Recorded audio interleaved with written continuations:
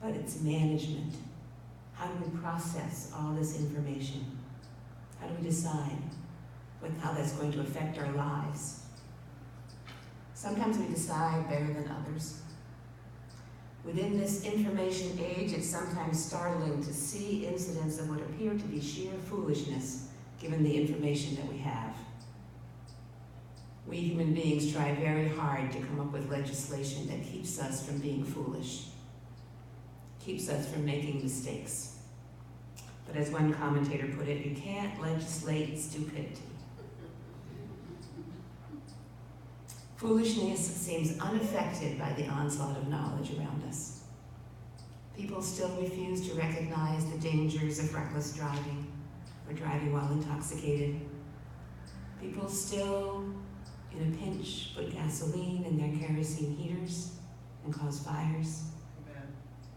People still smoke cigarettes in spite of all the research that indicates the dangers of doing so.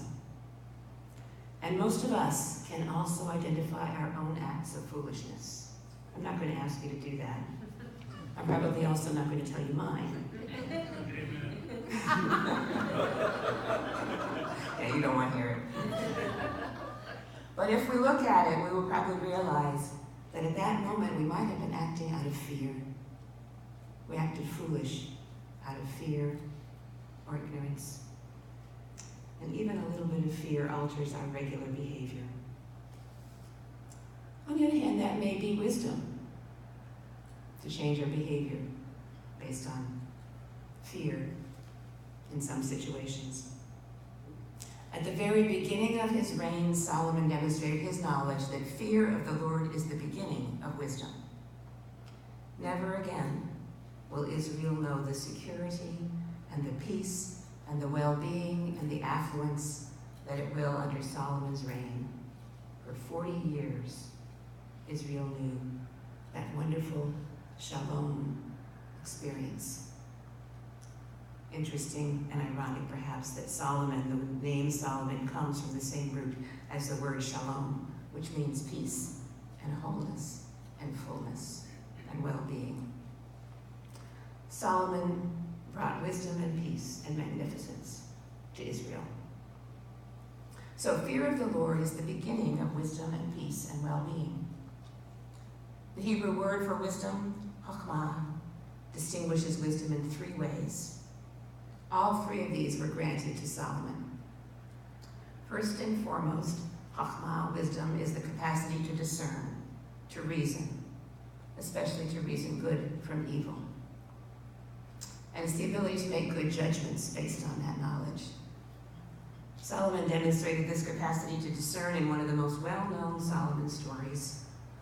Soon after he became king, 2 women came before him, both claiming to be the mother of an infant. Solomon called for his sword, proposing to give 1/2 of the baby to each mother. The true mother responded, "Give her the child." The other one said, "Go ahead and cut it in half." And so Solomon returned the child to its true mother. And we read, all Israel heard of the judgment which the king rendered, the chachmah which the king demonstrated. They stood in awe of the king because they perceived the wisdom of God was in him to render justice. Wisdom, chachmah, is the capacity to discern good from evil, the ability to judge, and the capacity to act on that. The second meaning of wisdom, chachmah, is encyclopedic knowledge used in practical matters in things like government and administration. And of course, Solomon demonstrated that. Wisdom is the knowledge of fact and the power to use that knowledge well and with skill to administrate. Amen. Solomon had that knowledge. His wisdom was so wide and so deep that almost any spoken wisdom was attributed to Solomon for generations, from Proverbs, the clever Proverbs, to deep truths. It was said to be the wisdom of Solomon. We even say that today. Wisdom, chachmah, is also a secular asset, the third way of looking at it. It's a kind of savoir-faire, sophistication, savvy. This aspect of wisdom Solomon had in good measure as well. His knowledge, his capacity to discern, his savvy were all used as he governed, used to build the temple in Jerusalem, to build the palace of Solomon. He designed courtyards and paths throughout Jerusalem. This particular aspect of wisdom reflected Solomon in all his glory. So, here at the beginning of his reign, Solomon asked for an understanding mind and the capacity to be a wise servant of the Lord as he became the king of Israel. And God was pleased with Solomon for making this request. Sometimes we get involved with very circular matters. We need wisdom to know that we need wisdom. We need love to be able to love. We need to be appreciated in order to be able to appreciate others.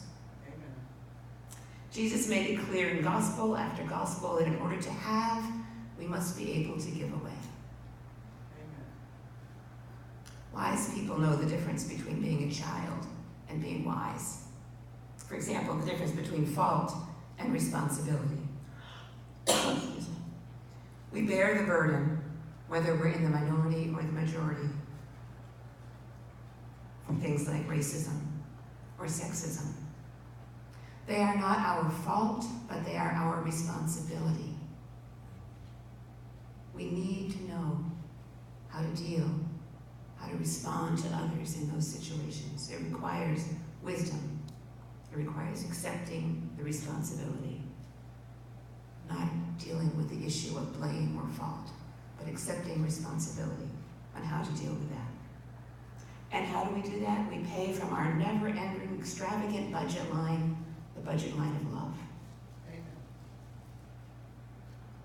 We go further than we think we can when we inject love into difficult situations, when we inject love into making a difference in the world.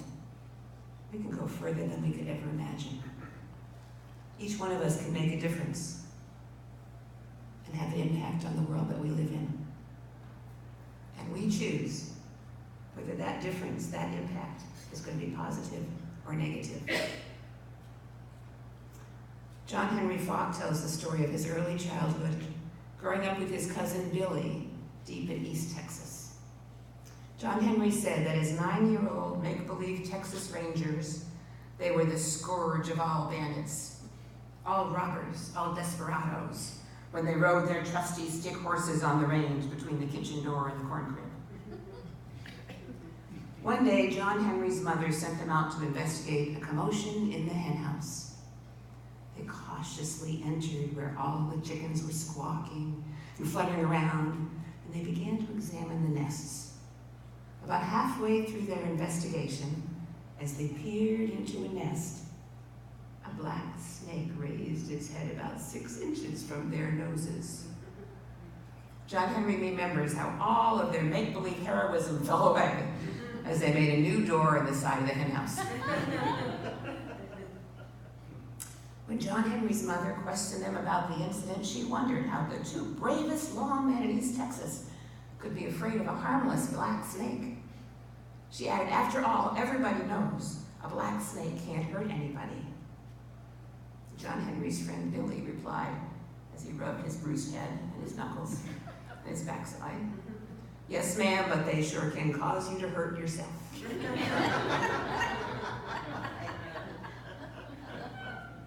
We get in so many situations in our lives that really can't hurt us, but they sure can cause us to hurt ourselves. Amen. That's why fear is so frightening. We can break a leg over a step that isn't there as much as we can over one that is there as we trip in our lives. In his letter to the church at Ephesus, Paul does not counsel the Ephesians to duck and run. His advice instead is to get drunk on the Spirit of God, to sing mightily before the Lord. When we are confident in the assurance of God's love for us, Christians are immune to the SWAT syndrome. You know the SWAT syndrome? Sweat, worry, anxiety, and tension. confident in our knowledge of God's love for us, we can be immune from sweat, worry, anxiety, and tension taking over our lives. Unfortunately for each one of us, as we face new obstacles in our lives, new challenges to our faith, we are often reinfected with the SWAT syndrome. And we have to back up and remember God's love for us. One person who faced impossible odds was a man named Bill Irwin. He lived in a little town called Sebec in northern Maine. Irwin was a blind, recovering alcoholic. He was also a member of an elite club, the Appalachian Trail Through Hikers. Those individuals who have successfully hiked the entire Appalachian Trail from Springer, Georgia to Mount Katahdin, Maine. Bill Irwin was hardly an accomplished outdoorsman before he undertook this journey. He admitted that previously his idea of roughing it was staying at the Holiday Inn with those little itty-bitty towels. Irwin's dream of hiking the entire Appalachian Trail came to him in response to a prayer that he could find some way to demonstrate the gratitude, the thankfulness for his new alcohol-free life. And so for 8 months, which ended on the 21st of November in 1990, blind Bill Irwin and his dog, Orient, hiked the 2,100 miles from Springer, Georgia to Mount Katahdin in Maine. To accomplish his dream, Irwin had plenty of support. Friends helped him to chart a daily schedule of the miles he would cover. His 2 sons recorded tapes describing in detail the terrain on each leg of his journey. Outdoor equipment dealers donated supplies. More friends helped to organize weekly drops of new gear, food, and cassette tapes so that he could record his odyssey. Cassette tapes, anybody remember what those are? Others transcribed his journal recorded on those tapes into a newsletter, which was shared. Most especially, Bill Irwin had the daily companionship of Orient, his German Shepherd guide dog, who led him on this journey. The two became known on the trail as the Orient Express. Think for a minute about the Apostle Paul and all the dangers that he faced, which he recites periodically. Among the challenges that Irwin and Orient confronted were these: huge boulders in Dragon's Tooth, Virginia, with drops of up to 7 feet between them. That was a distance too great for Orient to jump. So the blind Bill Irwin had to help his dog get down and around these boulders. Getting off the trail in a boulder field called Devil's Racecourse and spending a day and a night holed up listening to rattlesnakes. Being nearly swept downstream in a raging river current near Monson, Maine. And most hazardous of all, confronting a bout of deep depression in Front Royal, Virginia, until he was helped by a fellow hiker who took the time to comfort him and support him. The loss of hope in the face of downfalls and disappointments is one sure spiritual sign that we are relying on our own strength and our own accomplishments rather than on God's strength and God's providence. Our hope comes from relying on God's strength and God's providence. Solomon knew that he needed God's strength. He knew that he needed the wisdom that only God could give him so that he could thrive as the king of Israel. And my friends, so do we. We know that we need God's strength, that we need God's wisdom as we begin this journey together. So remember these words which come from Deuteronomy 31, verse 8. The Lord goes before you and will be with you. He will never leave you nor forsake you. Do not be afraid. Do not be discouraged.